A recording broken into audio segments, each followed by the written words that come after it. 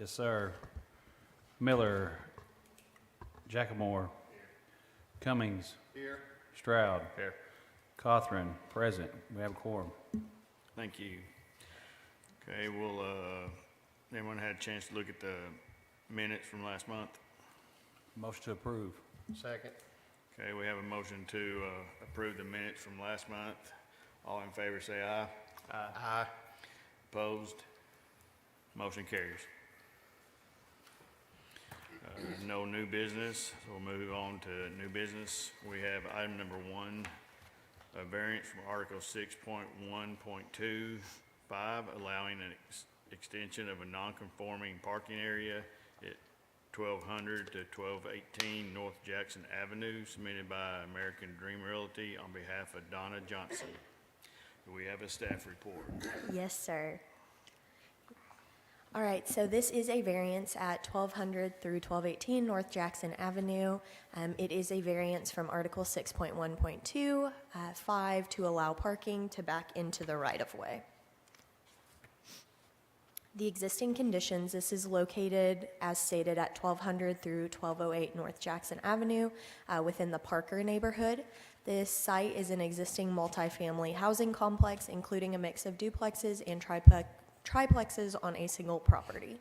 This is an R2 medium density residential zoned property surrounded by other R2 and R1 zoned properties, including such uses such as Crawford Elementary School, churches, and other multifamily and single family housing units. So in our review, the application is to allow an extension of a non-conforming parking area at 1200 through 1218 North Jackson Avenue. The parking area is non-conforming as the use is higher than a single-family home or duplex on a single lot, and the parking backs out into the public right-of-way instead of being in a parking lot. This property has been subject to numerous code enforcement cases over the previous years, and in April of this year, the owner began an extensive remodel of the property. Prior to beginning the remodel of the structures on the property, the owner came in for a meeting on March 3rd, 2023 with the city planner and code enforcement. At that meeting, the applicant was told that the parking could only be replaced like for like, so repaving the existing parking areas, and any new parking would have to comply with the zoning code and they would have to create a parking lot.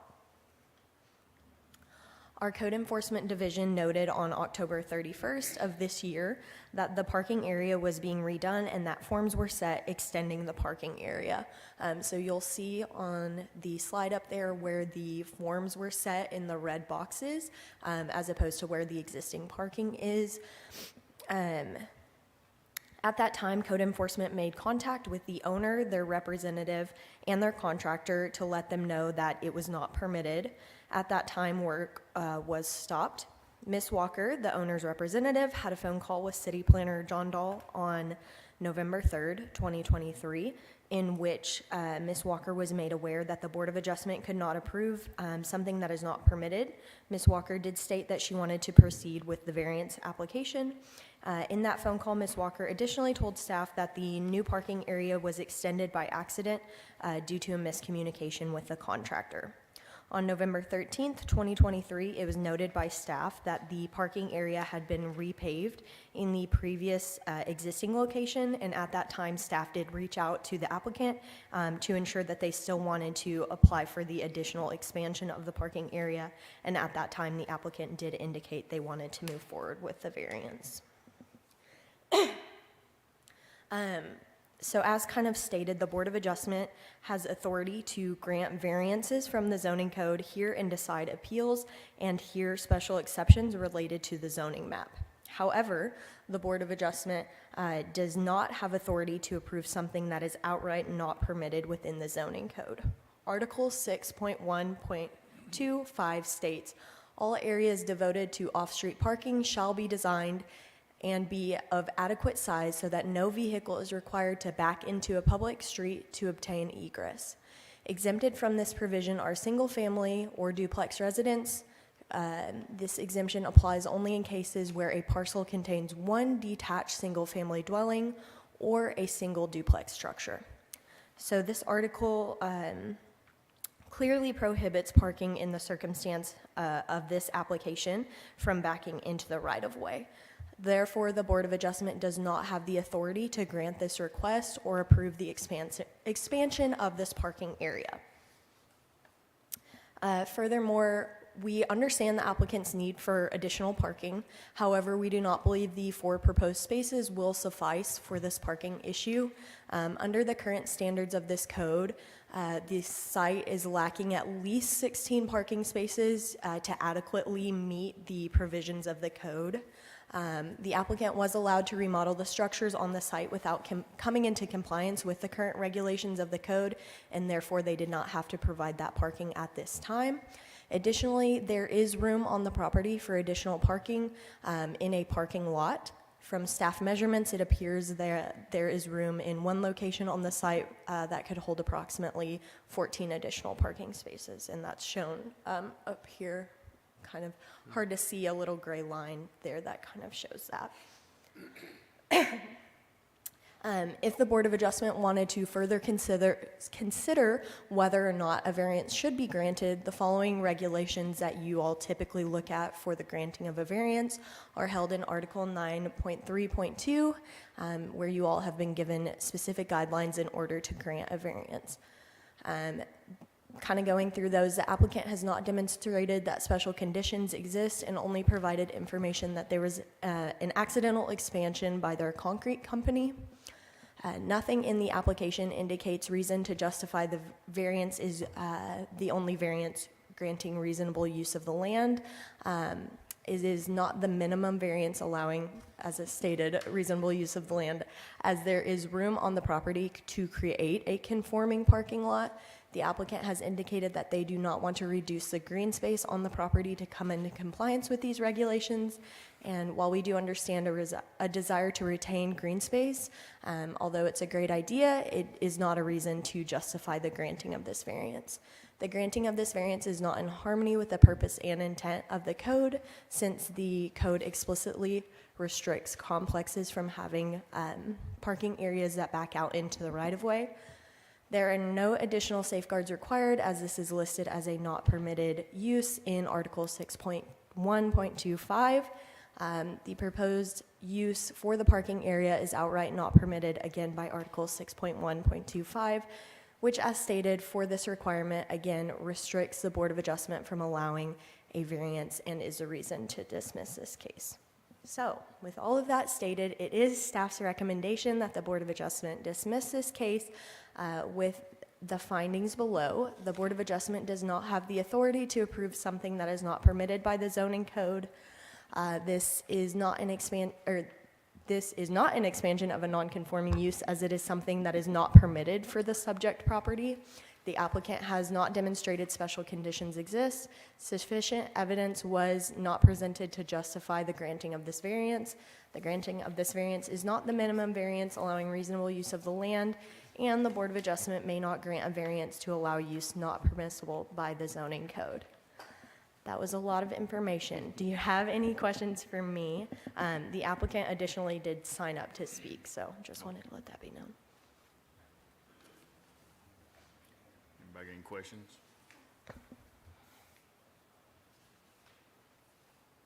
This is not something that we have jurisdiction over.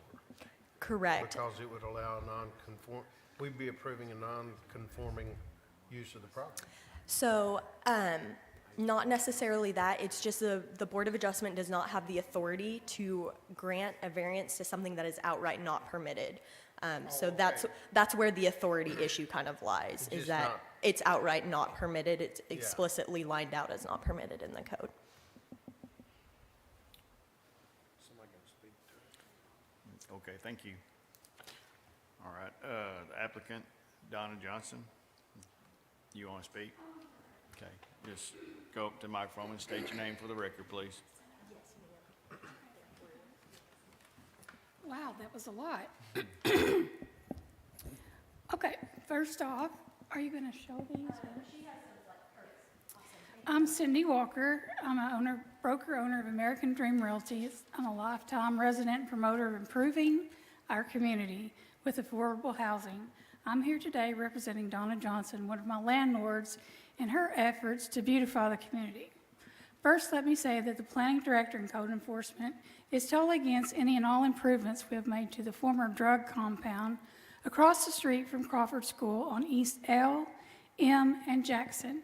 Everyone called it the ghetto or the low-end apartments. It was all negative, and rightly so. You have been made aware that the city planner and code enforcement do not support any of our requested variances. I'd ask Sarah if her word and recommendation supersedes this board's ability to make adjustments outside of her approval. She said that the board could accept it even if she were against it. That's the only reason I'm here, because by reading what they said, there's no hope. But I always believe in hope. I'm not sure how the power works in this. I don't. I apologize for that. I'm going to do the best I can. I became aware of this property actually while I was attending Crawford School back in the 70s. And it wasn't a great area then. They brought this group of housing, and they are all duplexes. There are no triplexes. They're all duplexes. Every last one is. So if that changes anything, I don't know. They brought this group of apartments in for the nuclear plant to be built. That's why they're built somewhat like a government-type housing or military housing. You've been away, anyway, I've told you that.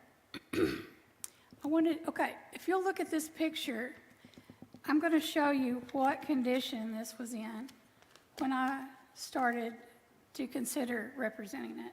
And I'm going to try to use this maybe.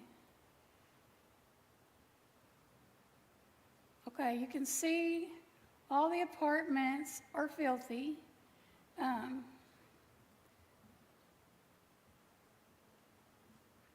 There had vagrants living there.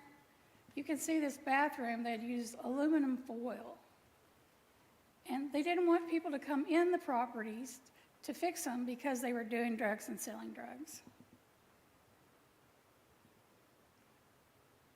Okay, so let's see if I can scoot that up. Can you scoot that up? Where it says, okay. So we started on the exterior first. I'd observed the gunfire issues, the drug selling, the lack of care over the years, and we called it the ghetto apartments. When we did, everyone knew where we were talking about. No one wanted to live there because of safety and drug issues. I became aware of code enforcement when they condemned 3 houses that belonged to 2 dementia patients that didn't even know they had houses, and they sure didn't know they needed repair. Luckily, I managed to get all the homes sold within 6 months for this couple, and I also got their residents paid for so they don't have to worry about losing their home. So this is my first meeting with code enforcement. I like to help people, that's why I'm in the business I am. My parents instilled in me a community spirit where we reach out to help those that can't help themselves. This is usually how I get involved with code enforcement. I was curious about the condition of the east side property and made an appointment to visit it. I took a visit over to see what exactly the conditions of these properties were. I knew they had the reputation of being full of drug users, dealers, roaming dogs, and police visits and other riffraff. Then we started on a plan to remodel. Let me see if I can do this right. We got new siding, new windows, new roofs, new paint. We also did the interior on every unit there. Am I changing this? There's some more. You can see it made quite the difference on the outlook of this. Come on.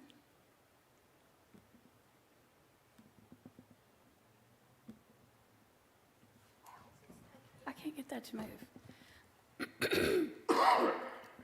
The owner, thank you. The owner had been getting less and less income, and more people didn't pay. Vacancy went through the roof, with empty apartments left in horrible, uninhabitable condition. I'm happy to say that we now have only one apartment left that's vacant. All the repairs have been done. I told the owner, a Russellville native and graduate of Russellville schools and ATU, that I would do it if we met these requirements. It was a new roof, new siding, painting, rehabs on the interior. I insisted it being something that I wouldn't mind living at. My first job was finding out who actually lived in the apartments and rid the place of all drug activity. And I don't know if y'all have tried to get rid of drugs before, but it's not as easy as you would think. Police can't just go in because, you think something's going on. It took me most of the time to get rid of all the activity. Sadly, this meant that most all the tenants had to go, with some lingering as we tried to rehab them into being good neighbors. All in all, the entire complex was evacuated and currently all new rented with good families. Let's see if I can do this. There we go. You can see some of these interior pictures. You can see the best thing was the windows, the roof, the siding, and then inside we have all new flooring, new appliances. Why don't you like me? Okay. Even the churches next, we have churches on both sides. Even they were excited about the improvements, and they were coming to have barbecues and picnics for these new families. Everybody in the neighborhood was happy. I contacted the churches, and we've talked about having this barbecue, and then we had this come up about the parking. Code enforcement has been a constant overseer in every move we made. They babysit every contractor we hired, checking their work. They also tried to get us to make more parking spots with our only green space in the whole complex. She was showing you earlier, it was that tree area. We worked hard to keep it in the large tree that shaded the area for families to enjoy. When we did all the work, we had one call come, and guess what? That place is completely covered with utilities, all meshed throughout, so literally there would be no way to put anything there. I think they bury the lines 6 to 12 inches below the surface. All those parking lots are going to be deeper than that, so the green space is not usable. The sidewalks and the parking lots from the 60s and 70s were in such disrepair that they were a falling hazard and almost swallowed up a car with their potholes. I never even parked in them because fear of damaging my vehicle. We began to research how to replace them and comply with the code. Our first contractor obtained a permit to start the work on the west side of the complex closest to the elementary school. The first drawing was presented to the city at the time, and he got his,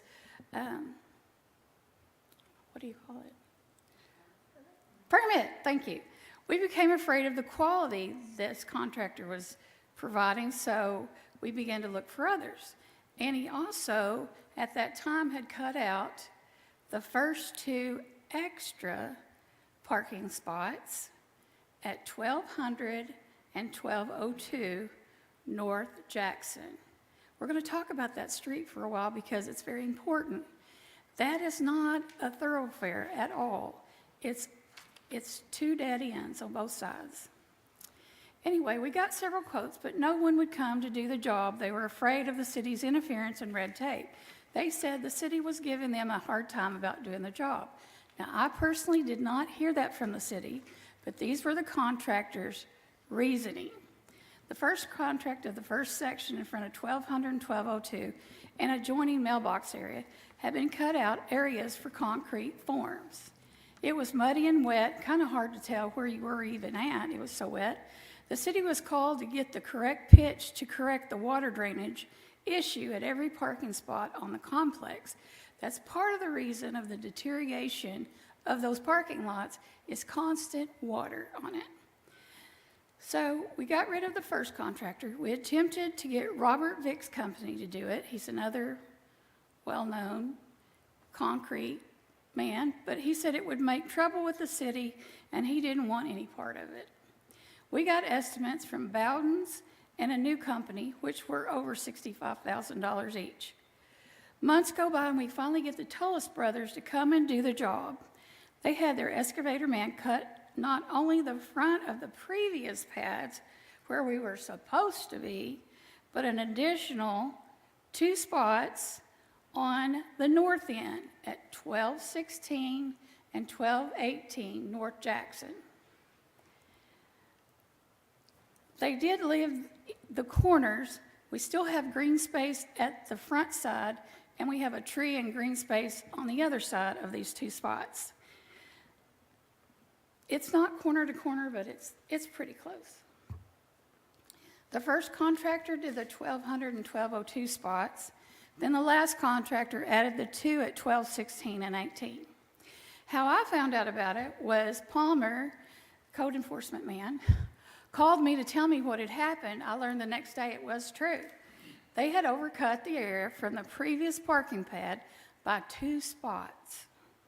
The first contractor did the 2 spots on the south end, and these guys did the 2 spots on the north end.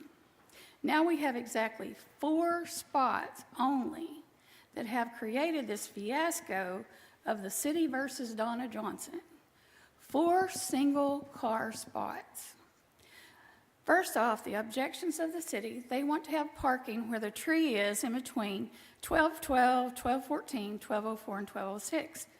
But the problem is all the utilities are buried there.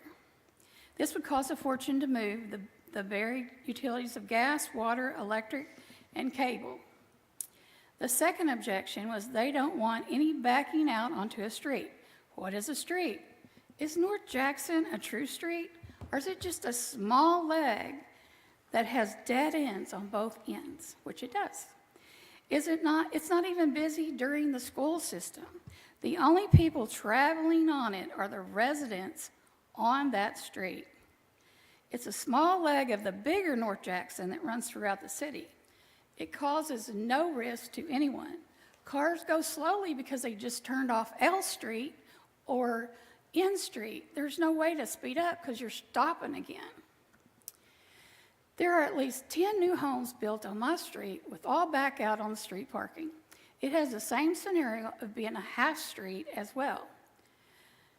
Also, in my opinion, the main risk for backing out onto a busy highway is West Main Street. We take our lives in our hands when we park there. Why don't we fix that and leave this little housing group alone where there's no danger to anyone? Our counter to the objections are, we are beautifying the community and fixing up what was the ghetto apartments riddled with crime, drugs, and riffraff to something that is safe, pleasing to those that live there and those that drive by.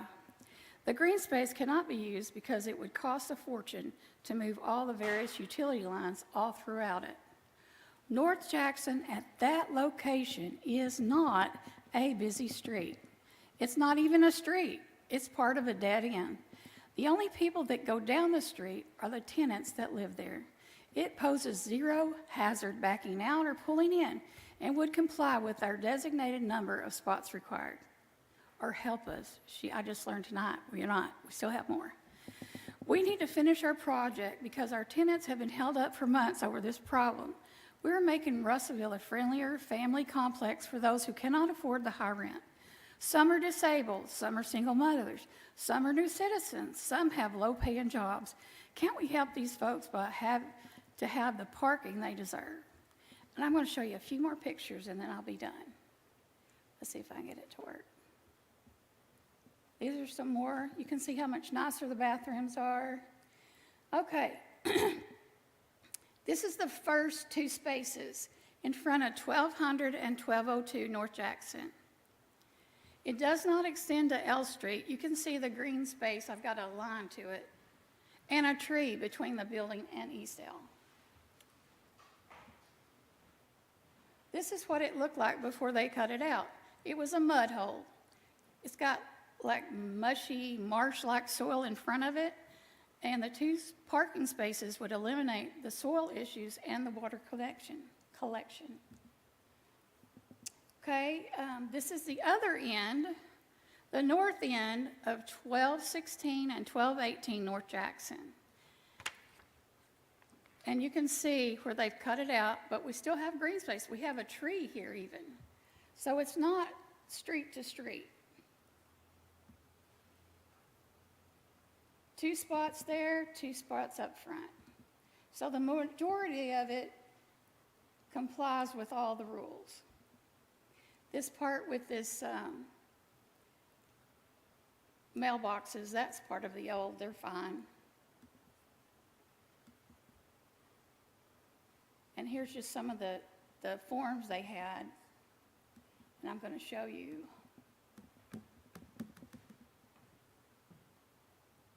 This computer doesn't like me. What are you doing? Just a different place? Oh, thank you. The Postal Service asked to have concrete around the boxes because the water was standing there as well. We have a lot of water issues we're trying to fix. And here's the replacement of the old pads. New sidewalks, you can see that. Okay.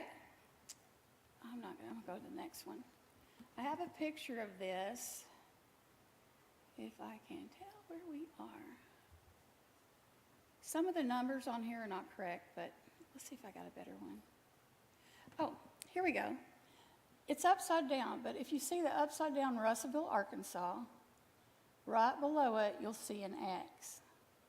That's the south 2 places, and down at the bottom are the north 2 places. So it's just 2 places on each end. I think that's it. Anyway, thank you for listening. I hope that you will consider it. I'm not totally aware of all the rules or whatever, but I believe that y'all are here to make adjustments that need to be made. It doesn't hurt the community, it only helps it, and it is not a busy road of any kind, and I would like to get this done to finish up this total reformation of that area, because Crawford area has been put in a bad light for quite a long time now. It was good when I was in grade school, but that's in the 70s, and it's gone through a lot of riffraff, and we're determined to make it the family place to live, and I'm on it all the time. I'm by it all the time. I'm trying to keep everything under wraps where it will have families and good working people that live there. And thank you for your time. Thank you.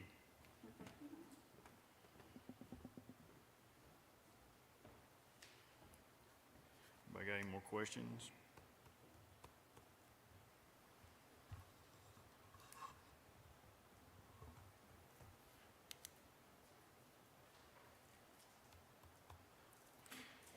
What's been done is nice. I mean, I'm glad to see the renovation, but we also have regulations that we have to conform to. And one is that this is not in our that we don't have jurisdiction over this. Now then, I'm not sure how you can mitigate this or if it can be mitigated, but for the, well, if it's something that was allowed to begin with, we can't approve a use of property that's prohibited by the code. And that's what you're asking us to do. And so we really don't have jurisdiction over it. Yeah, this is the, this is the adjustment, Board of Adjustment, but we can't adjust something that we're legally not allowed to. And so I can't tell you. But as it stands, I would make a motion that we dismiss this as far as the Board of Adjustment goes, because we don't have the authority to make a decision on it. So you have a motion on the floor to dismiss due to, Due to lack of authority to decide the issue. okay, we have a motion on the floor. Do we have a second? Second. All right, we got a motion and a second. All in favor, say aye. Aye. Any opposed? Motion carries. All All right, we will move to item number 2, variance from Article 7.8.3B, D, requiring design standards for billboard structures located along I-40 near exit 83, submitted by River Valley Sign on behalf of GCK Properties. We have a staff report. Yes, sir. Thank you so much. So this is a variance request. It's for the Cogswell billboard there at exit 83 on I-40. So the existing conditions is that this is an existing billboard located on an otherwise vacant property. It's adjacent to exit 83 on I-40, off I-40 onto Weir Road. It's easily seen when it's close, but trees obscure when it's further away, when you're heading east from the west direction. It is visible from both directions. The subject property is Zone C2, Highway Commercial. It is located within the suburban center as defined by Reimagine Russellville 2040 Comprehensive Plan. The request stems from the neighbor no longer allowing the applicant to trim trees on the adjacent property. And this is a main exit from I-40 into central Russellville, close to retail, restaurants, and banking opportunities. Under the review comments, the proposal is to move the existing billboard 200 feet to the east so that it is more readily seen. It is currently defined as a non-conforming billboard. Article 7.8 does have allowances for updating billboards. It does state that no new or additional signs meeting the definition of a non-conforming billboard shall be permitted. Since this is only being moved, we are categorizing the billboard as being a replacement versus a new billboard. And then it would fall under the Article 7.83B3, replacement or modernization. So if the non-conforming billboard sign is to be replaced or modernized, the replacement sign shall not exceed 50% of the original non-conforming sign area unless it is less than 385 square feet. Then it could be 385 square feet. The original sign is 400 square feet. They're not proposing any changes to that billboard sign structure, just moving that. And so although strict compliance is not met, staff does feel that compliance would be excessive for the 15 square feet. It is located on the same property as the non-conforming sign. It does meet the height requirements for the zoning district. If they remove the entirety of the non-conforming sign structure, which they're moving it, so they're using the existing metal portion of the sign. So if the existing non-conforming sign structure is to be used for the replacement sign, it shall follow the design standards found in item V below. And this section was specifically advocated for during the zoning code updates. It was included as a compromise to allow the replacement of billboard structures because under the old code, it was very limited on how you could replace, and most billboards internal to town could not be replaced. And the aim was to ensure that when billboards undergo changes, they transition into more aesthetically pleasing structures that convey community pride, align with design standards, and minimize unattractive infrastructure along our streets. And the design standards, so if it's not in conjunction with the building, it's on a vacant property, 75% of the replacement sign structure shall consist of brick, stone, veneer, or other exterior facade materials. It goes on to say no replacement sign structure shall consist of only an exposed metal structure. Your authority to grant a variance is when an applicant demonstrates that special conditions and circumstances exist which are peculiar to the land, structure, or building involved and which are not applicable to other lands.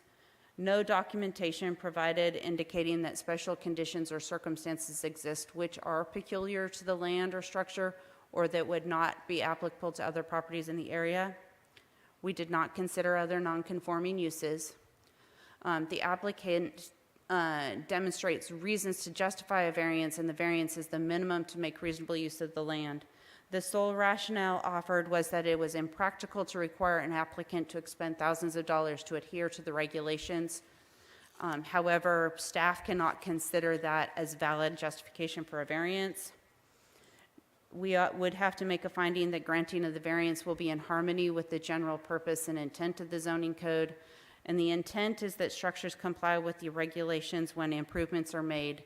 The applicant is not proposing to make any improvements, merely to move the billboard so that it is visible for the highway.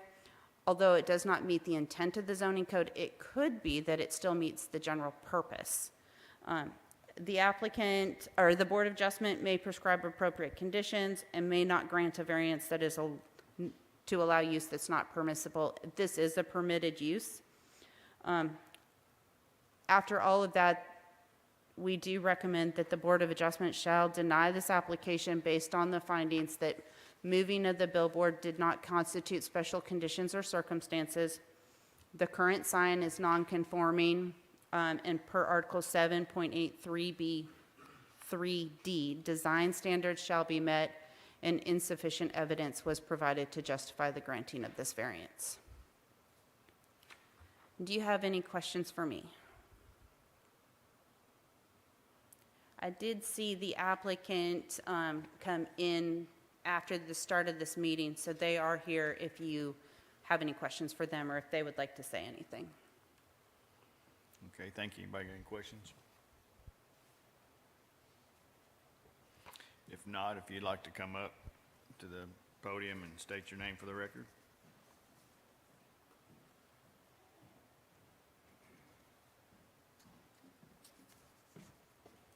Laura Drown.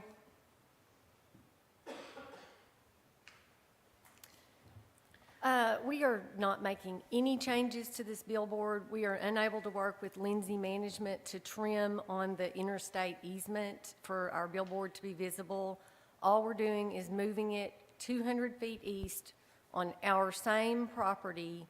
It's a 50-foot high billboard, and they're asking us to have 75% of it with a brick or stone veneer.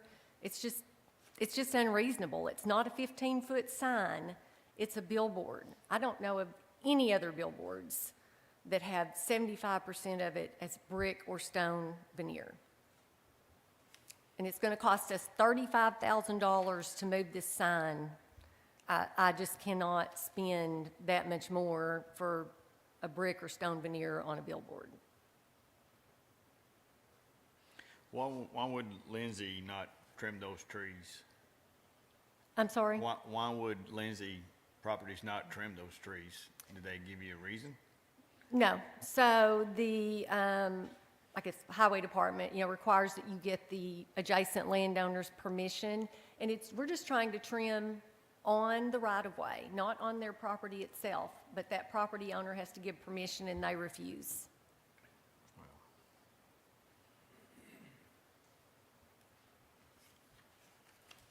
Okay, anybody got any questions?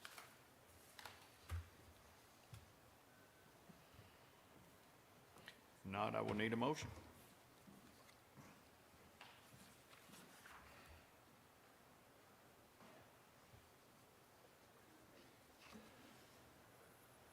Motion to approve the variance. Now, we have a motion to approve as presented. We have a second? Okay, we have a motion and a second. All in favor, say aye. Aye. Opposed? Motion carries. If there's not any other business, we are adjourned.